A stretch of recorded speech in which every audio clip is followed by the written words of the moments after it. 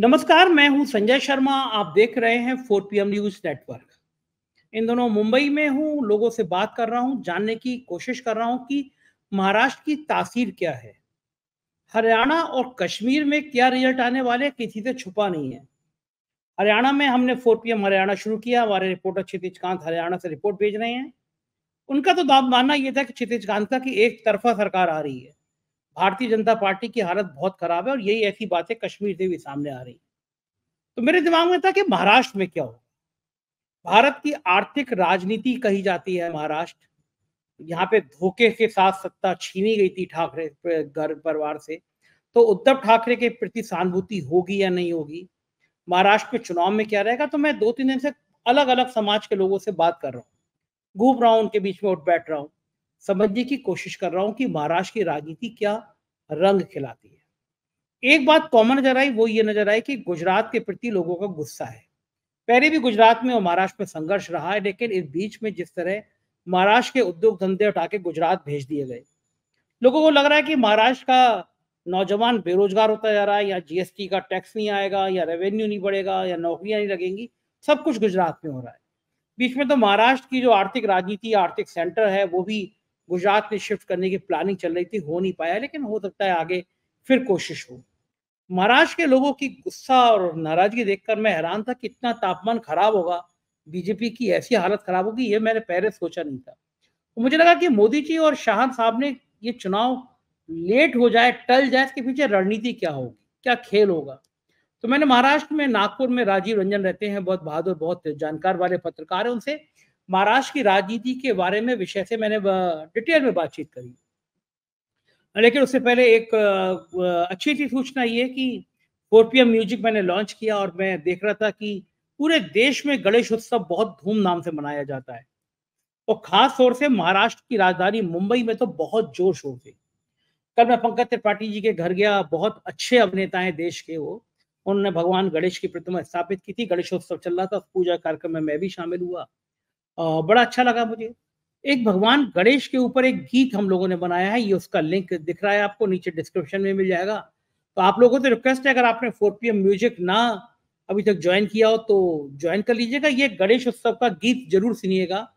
4 PM music नया नया मैदान है मेरे लिए, तो आपका सहयोग रहेगा तो वो 4 PM म्यूजिक में हम बड़े अनोखी नए नए किस्म के प्रयोग करते रहेंगे। कुछ समाज के कमजोर लोगों को लाके उनके गाने तैयार करा के आपको सुनाते रहेंगे, तो प्लीज उसको भी सब्सक्राइब करिएगा। चलते हैं राजीव रंजन जी के पास। राजीव जी, इन दोनों मुंबई में हूँ और मैंने 2 दिनों में कई लोगों से बात करी। चाय वालों किससे बात करी, टेम्पो वालों से बात करी, आम आदमी से। थोड़ा मुंबई की नब्ज टटोलने की कोशिश करी कि महाराष्ट्र में चल क्या रहा है, क्योंकि मोटा मोटा मुझे कश्मीर और हरियाणा के चुनाव का पता है। हम लोगों ने 4 PM हरियाणा शुरू किया, क्षितिज कांत बड़ी मेहनत से जुटे हुए हैं, गांव गांव जा रहे हैं, दिखा रहे हैं हरियाणा। और जम्मू कश्मीर के लोगों के भी संपर्क में हूँ। लगभग दोनों जगह बीजेपी की बैंड बज रही है। मेरी सबसे ज्यादा रुचि महाराष्ट्र के चुनाव में थी, इसलिए क्योंकि महाराष्ट्र की राजनीति ने देश को पिछले 2 सालों से बड़ा उल्टा पुल्टा किया, बड़ा चर्चा का विषय बनी। लेकिन मैं हैरान हुआ यहाँ लोगों से बात करके, राजीव भाई, मैंने जितना सोचा था भारतीय जनता पार्टी की हालत मुझे उससे भी ज्यादा पतली नजर आ रही है। महाराष्ट्र के लोग नाराज हैं कि यार यहाँ तो महाराष्ट्र को बिल्कुल बर्बाद करने में इन गुजराती भाइयों ने कोई कसर नहीं छोड़ी। यहाँ के सब इंडस्ट्री उठा के बेच दी, जो जीएसटी या बाकी रोजगार या पैसा मिलता वो नहीं मिल रहा। आप तो महाराष्ट्र के रहने वाले हैं, आप नागपुर में रहते हैं, मुझे जरा महाराष्ट्र की अंदरूनी राजनीति बताइए कि चल क्या रहा है, आपके पास क्या फीडबैक है, क्योंकि आपका फीडबैक बड़ा मजबूत होता है। आपके संघ के सूत्र बड़े मजबूत होते हैं, बीजेपी के सूत्र बड़े मजबूत होते हैं। क्या बीजेपी को नजर नहीं आ रहा कि ये राज हाथ से निकला जा रहा है? देखिए, बिल्कुल अवश्य नजर आ रहा है, इसलिए इलेक्शन की डेट इन्होंने अनाउंस नहीं की है।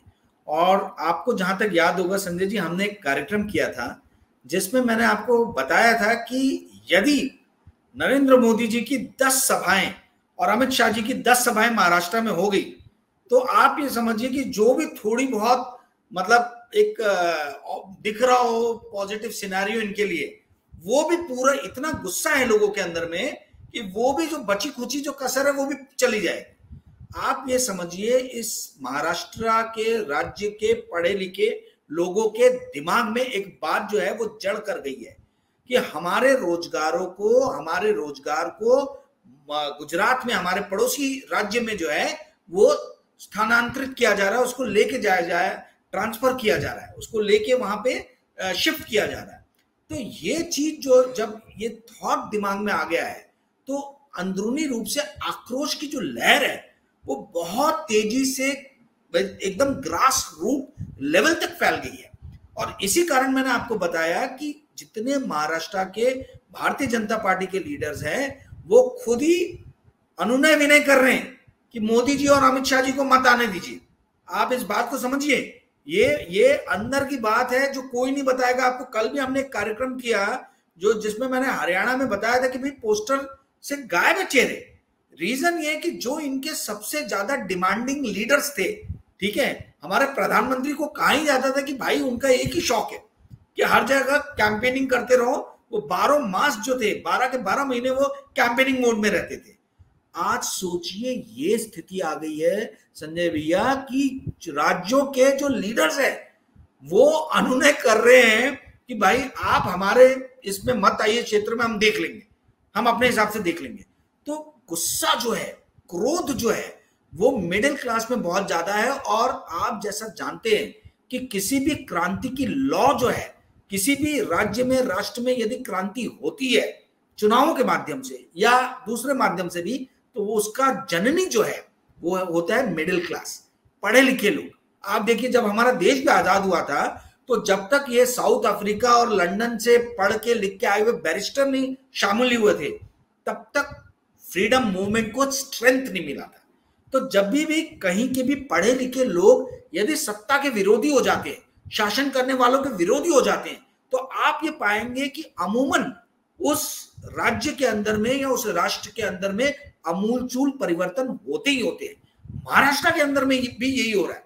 महाराष्ट्र के अंदर में जो मिडिल क्लास जो फैमिलीज हैं, जो मिडिल क्लास के लोग हैं, उनको दो चीजों से बहुत ज्यादा रोष है। और वो ये है कि पहला, उनको नौकरियां जो है, महाराष्ट्र में बेरोजगारी बहुत तेजी से फैल गई है।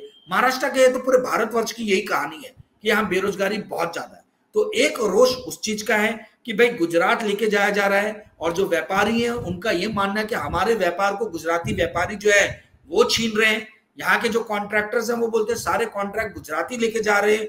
तो भाई व्यापारी लोग नाराज हैं, कॉन्ट्रैक्टर लोग नाराज हैं, पढ़ा लिखा मिडिल क्लास जो बच्चे इंजीनियरिंग MBA के वो नाराज हैं। तो आपको वोट डालेगा कौन? इसलिए इन्होंने एक चारा दिया है वो लाडली बहिना योजना का कि भैया 1500 रुपए सबको दिए जाएं और इलेक्शन डेट हम थोड़ा लेट कर देंगे ताकि जो औरतें जो हैं एटलीस्ट वो तो हमारे फेवर में आ जाए। एक चीज ये हुई। दूसरी चीज जो नाराजगी की है वो ये है कि इन्होंने ये देखा है कि भारतीय जनता पार्टी के लीडर्स ने, वो भी सेंटर में बैठे हुए लीडर, वो भी शीर्ष के जो दो गुजराती लीडर्स हैं, उन्होंने महाराष्ट्र की क्षेत्रीय अस्मिता के साथ में बहुत बड़ा खिलवाड़ किया है। क्षेत्रीय पार्टियों में तोड़फोड़ की है, नेताओं की बंडखोरी की है। इससे जो है वो बहुत ज्यादा नाराज है, मिडिल क्लास नाराज है, लीडर्स नाराज हैं। और वो यही देख रहे हैं कि भाई हमें पहला मौका मिले और हम बदला लेंगे। आप देखिए देवेंद्र फडणवीस कहां गायब है? देवेंद्र फडणवीस का कहीं कोई आप देख रहे हैं बड़ी प्रेस कॉन्फ्रेंस हो रही हो, कोई बड़ा इवेंट हो रहा हो, वो एकदम उन्होंने अपने आप को बैक स्टेज कर लिया है। नितिन गडकरी कहां गायब है? नितिन गडकरी भी गायब है। आप ये देखेंगे कि हर स्टेट के अंदर में यही हो रहा है।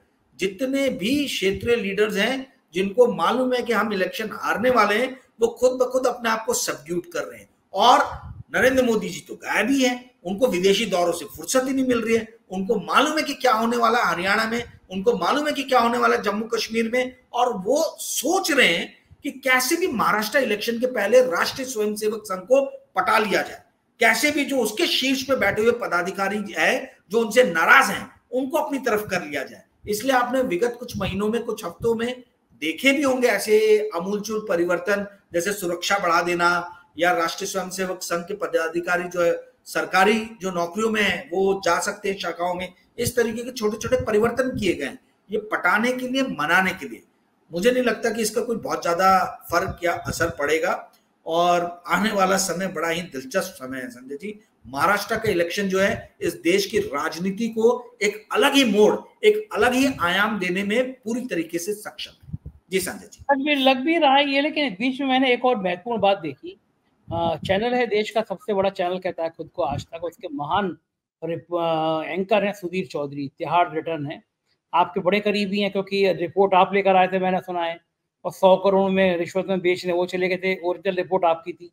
ये देश के लोगों को पता ही नहीं होगा कि सुधीर चौधरी जो खबर बेचने गए थे 100 करोड़ में, वो सारी खबर राजीव रंजन की थी। राजीव रंजन ने खोज के निकाली और सुधीर चौधरी 100 करोड़ में बेचे चले गए और पहुंच गए हवालात।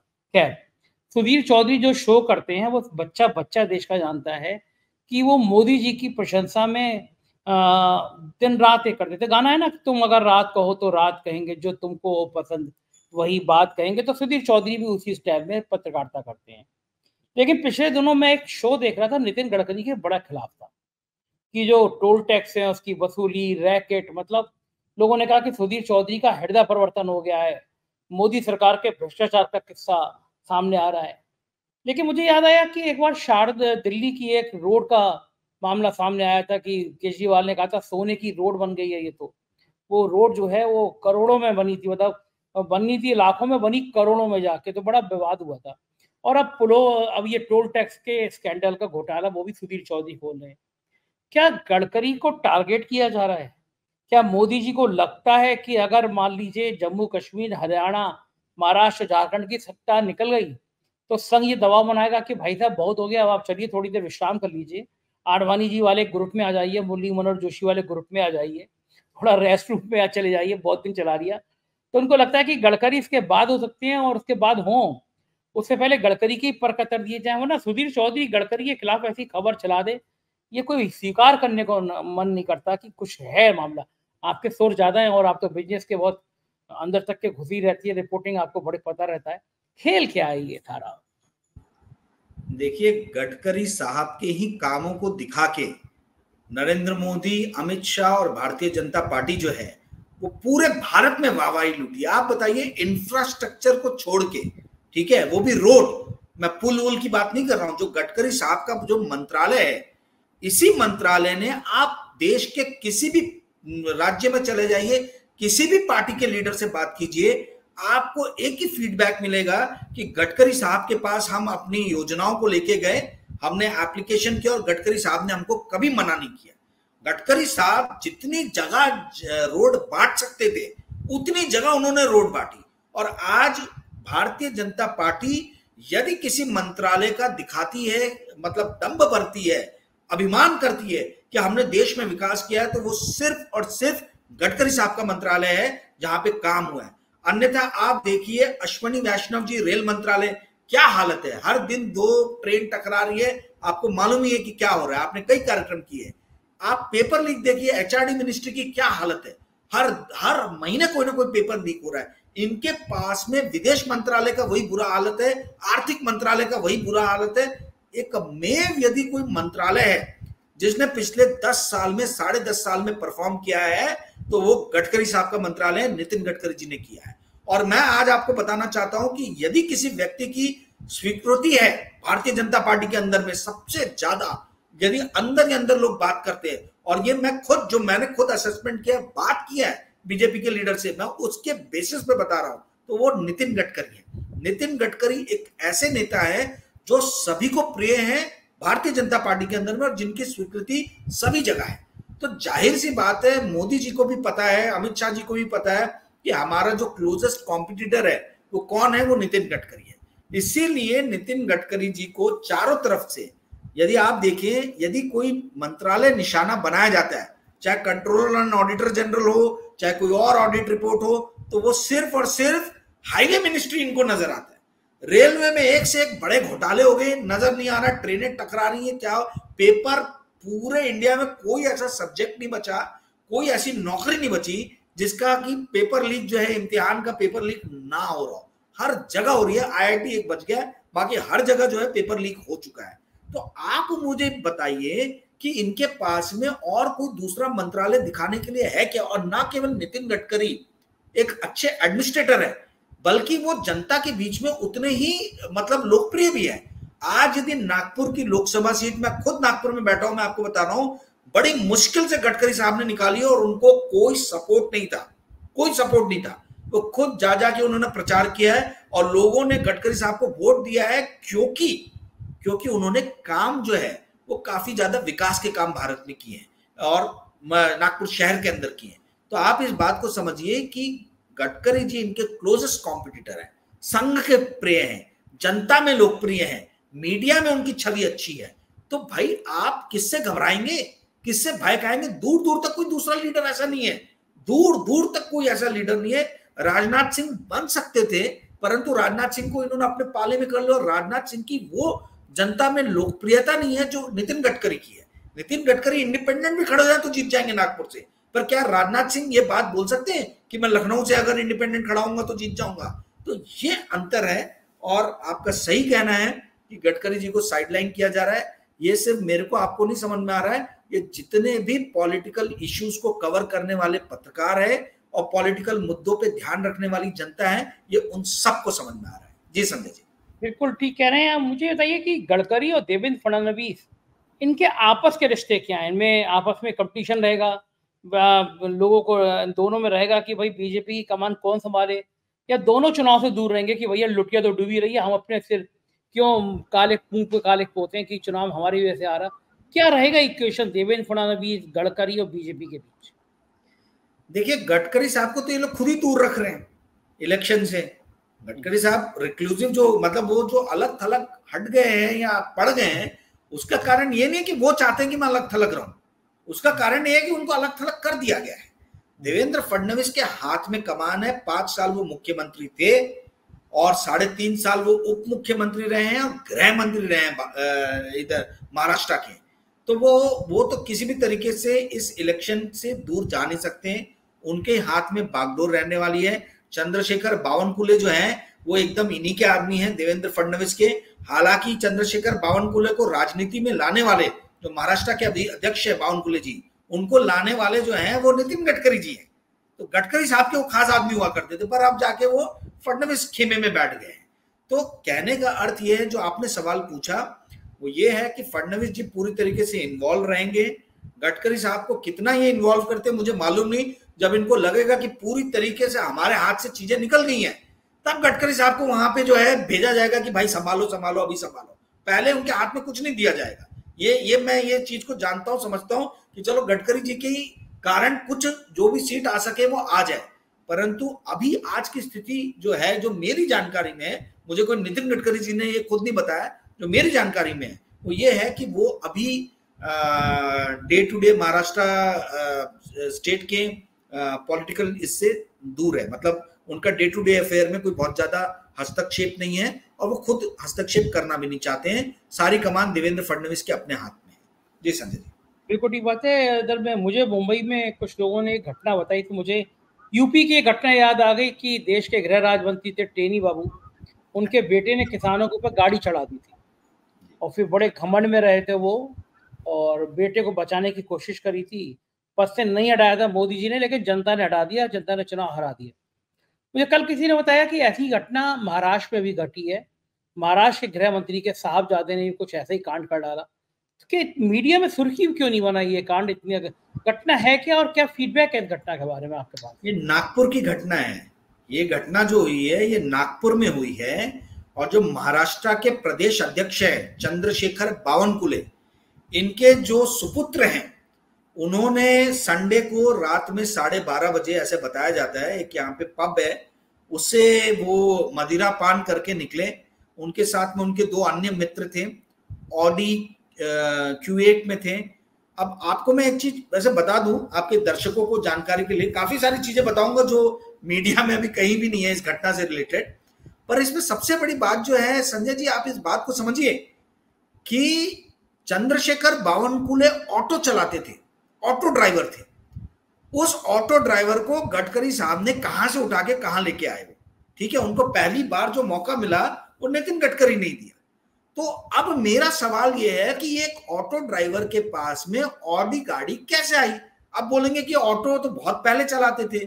मेरा ये जानना है, मुझे ये समझना है कि चंद्रशेखर बावनकुले का ऐसा क्या उद्योग धंधा है, क्या व्यापार है कि उन्होंने महल जैसी अपनी हवेली बनाई है, महल जैसी।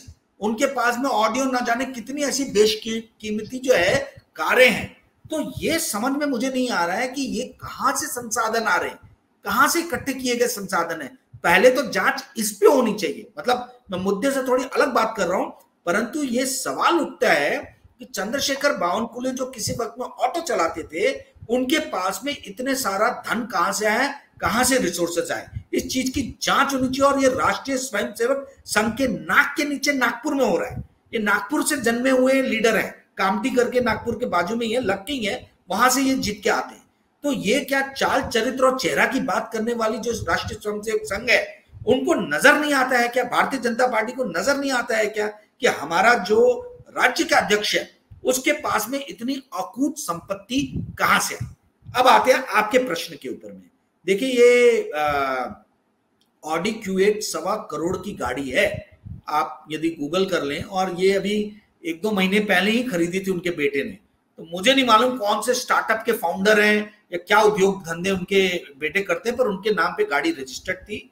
और इन्होंने 3-4 गाड़ियों को टक्कर मारी, रौंदी, 150 किलोमीटर प्रति घंटे की स्पीड से चला रहे थे। ठीक है, जो लोग वहां थे उन्होंने बताया। और 3-4 गाड़ियों को टक्कर मारने के बाद में ये फरार हो गए, रुके नहीं, फरार हो गए। ठीक है, और वो सीसीटीवी में पूरा इमेज जो है वो कैप्चर हुआ, मेरे पास में भी सीसीटीवी फुटेज है उसकी।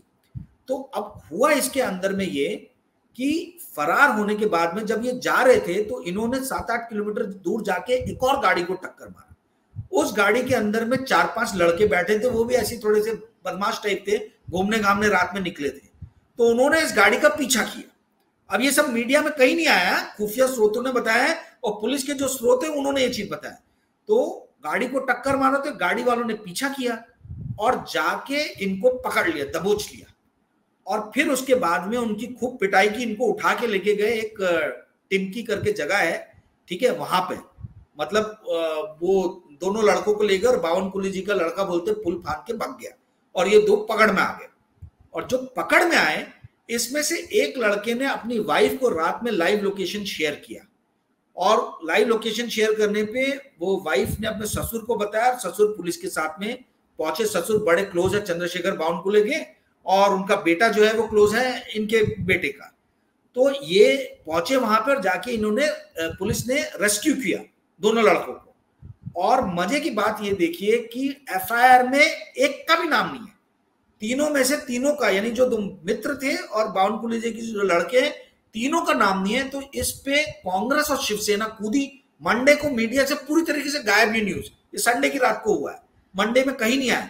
मंडे को जब कांग्रेस और शिवसेना कूदी और उन्होंने ट्वीट करने चालू किए यहाँ के लोकल लीडर्स ने, तो जाके डीसीपी जो जोन 2 है उनको आके, राहुल मदने नाम है उनका, उनको आके ये बयान देना पड़ा कि हाँ भाई, ये गाड़ी के अंदर में संकेत बावनकुले, जो चंद्रशेखर बावनकुले के लड़के हैं, वो भी थे। अब देखिए संजय जी, इसमें मूल बात क्या है? मूल बात ये है कि मेडिकल आपका हुआ नहीं, ठीक है। जब गाड़ी को लेके आया गया पुलिस स्टेशन में, सीताबड़ी पुलिस स्टेशन जो जहां कंप्लेन हुई है, तो गाड़ी का नंबर प्लेट निकाला हुआ है, तो आप प्रूफ कैसे करोगे?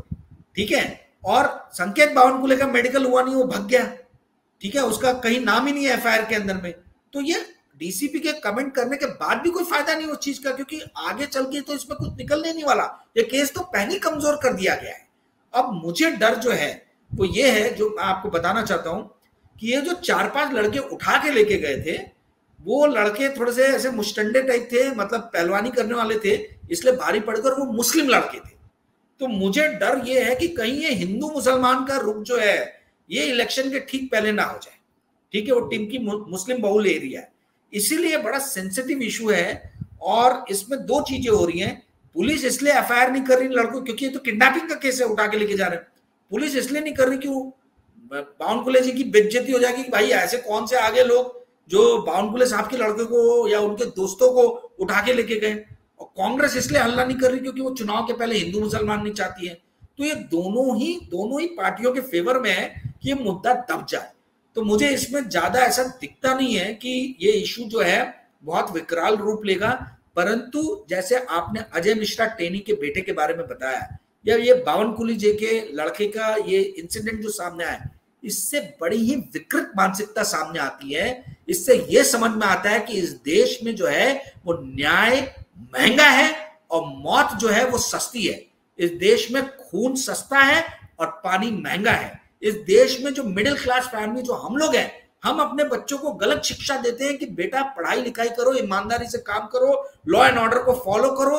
यदि हम अपने बच्चों को यह शिक्षा दें कि बेटा चाय बना के कैसे प्रधानमंत्री बना जाता है या ऑटो चला के कैसे मुख्यमंत्री बना जाता है, तो शायद हमारे बच्चे ज्यादा खुशहाल रहेंगे, ऐसा मुझे प्रतीत होता है। ये दिखा रहा है कि देश किस दिशा में जा रहा है। जी सर, बिल्कुल ठीक बात है। बात लौटेंगे राजनीति की तरफ।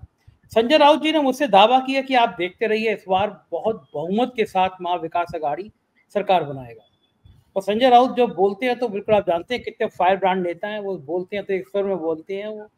और उन्होंने कहा कि उद्धव ठाकरे के प्रति लोगों के मन में बहुत सहानुभूति है। ये मैंने महसूस भी किया। कल जिन लोगों से बात की मैंने, कल शाम को मैं पंकज त्रिपाठी जी के घर गया, उनके गणेश प्रतिमा का स्थापना थी, पूजा उत्सव था, वहाँ भी कई अलग अलग प्रकार के लोग आए हुए थे। रास्ते में मैंने वो फेरी होता है उस पर गया, तो मैं कई लोगों से बात कर रहा, तो मैंने देखा कि यहाँ के लोगों के मन में उद्धव के प्रति सिंपैथी है। उनको लगता है कि उद्धव ठाकरे के संग धोखा हुआ है, और जो ठाकरे परिवार से जुड़ी सिंपैथी है वो उद्धव के साथ है। अगर ये सिंपैथी रहती है चुनाव तक, तो इसका क्या असर पड़ेगा महाराष्ट्र की राजनीति में? देखिए, यहाँ भी सिमिलर वही केस है। बाला साहब ठाकरे और उद्धव ठाकरे ने ऑटो चलाने वाले शिंदे साहब को मुख्यमंत्री के मतलब वो लीडर ऑफ ऑपोजिशन बना दिया था, ठीक है। वो बाद में उनको तोड़ के मुख्यमंत्री बनाया भाजपा ने, वो बात अलग है। परंतु आप सोचिए कितने निचले तबके से उठाया था उनको, ठीक है। तो जो बावनकुळे जी ने गडकरी साहब के साथ किया, वही शिंदे साहब ने ठाकरे साहब के साथ कर दिया। आप इस बात को समझिए, ये बात जैसे बॉम्बे में नहीं, पूरे महाराष्ट्र में इस बात की एक टीस है, एक चुभन है कि जिस आदमी ने कोरोना के टाइम में महाराष्ट्र में इतना अच्छा शासन दिया। देखिए, पूरे इंडिया में सबसे ज्यादा यदि कहीं केसेस कंटेन हुए, टाइमली एक्शन लिया गया हेल्थ पे, तो महाराष्ट्र था। और महाराष्ट्र में रिपोर्टिंग भी एकदम टाइमिंग पे हो रही थी। तो जो मुख्यमंत्री इतना अच्छा कार्य कर रहा था, आपने उससे सत्ता जो है छल कपट करके क्यों छीना? और ना केवल सत्ता छीना, बल्कि आपने उसकी पार्टी तक तोड़ डाली। और उसके अंदर में आपने जो सरकारी संस्थान जो हैं, ईडी, डीआरआई, सीबीआई, किसी को नहीं छोड़ा, सभी का दुरुपयोग किया। ये हम सबके सामने है।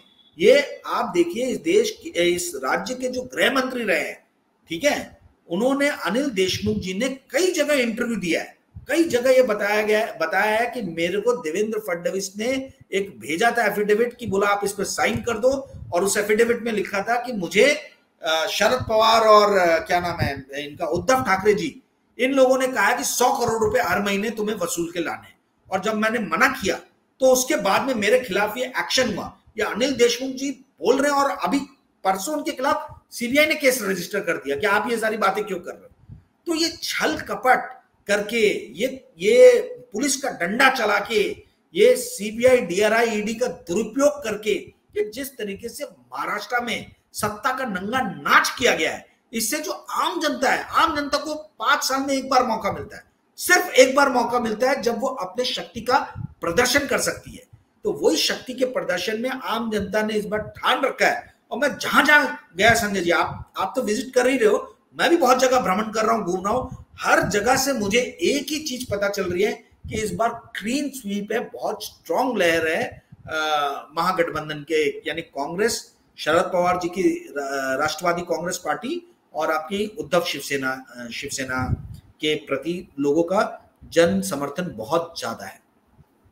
बहुत शुक्रिया राजीव रंजन जी, इतनी विस्तार से महाराष्ट्र की राजनीति को बताने के लिए। थैंक यू भाई। तो ये थे राजीव रंजन जी, आप सुन रहे थे सारी बातचीत। मुझे यकीन है महाराष्ट्र की राजनीति की सारी बारीकियां आप इस इंटरव्यू में समझ चुके होंगे। कैसी लगी बातचीत जरूर बताइएगा। शुक्रिया, थैंक यू।